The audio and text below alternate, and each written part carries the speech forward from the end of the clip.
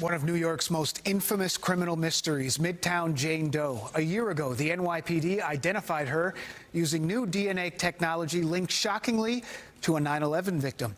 This morning, we take an in-depth look with the cold case investigator uncovering new leads.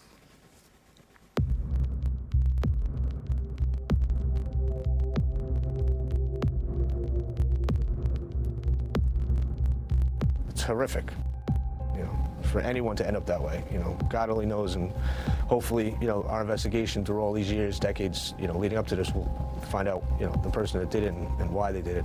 What secrets were hidden in this basement? The skeletal remains of a teenage girl, Midtown Jane Doe as she'd come to be known, entombed inside a former Midtown nightclub.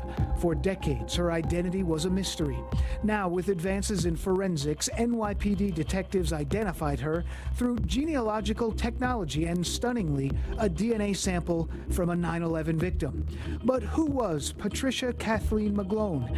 Why was she killed? And what ties did she have to that building?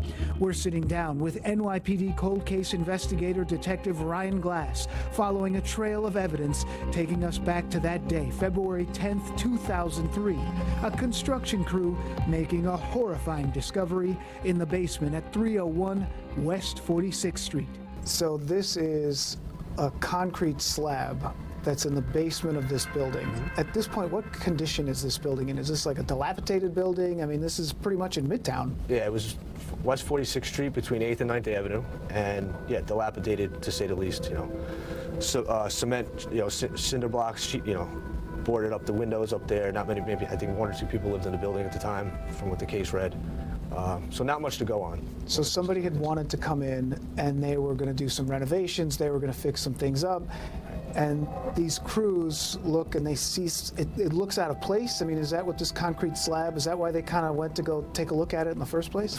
From the crime scene photos in the case file, yeah, they were literally demolishing the entire basement of this building. So there's mounds of concrete and wood and things of that nature. And, this, from the looks of it, does look somewhat out of place, just, centered in the back of the building. Something people weren't supposed to find. Definitely not. They hit this slab, and they see like a little piece of clothing or something like that, and they pull on it and they hit again. I mean, is that kind of like how they found it? Yeah, it was hollowed out like a piece of fabric, and then pulling on it from the interviews that were conducted back in 2003. They pull on it, and as described, human remains are discovered.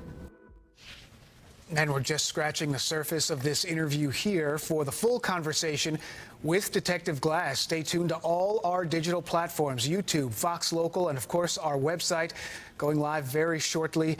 And one of the twists and turns in this case is actually a connection to iconic bands like Jimi Hendrix and The Doors, believe it or not. Yeah, all linked to that club where eventually the remains were found down in the basement. So you're on the inside. You could actually help solve this case. Listen, right now. One of these cold cases we're going to solve. They're going to solve them, and hopefully we keep track of that case. So this is, this is a difficult one because it was 69, a long time ago. Yeah, not a but lot still of digital people records. are around from 69. And you just got to find that one link. You just got to find the one link. So we'll see. They're out there. They're out there somewhere. Okay.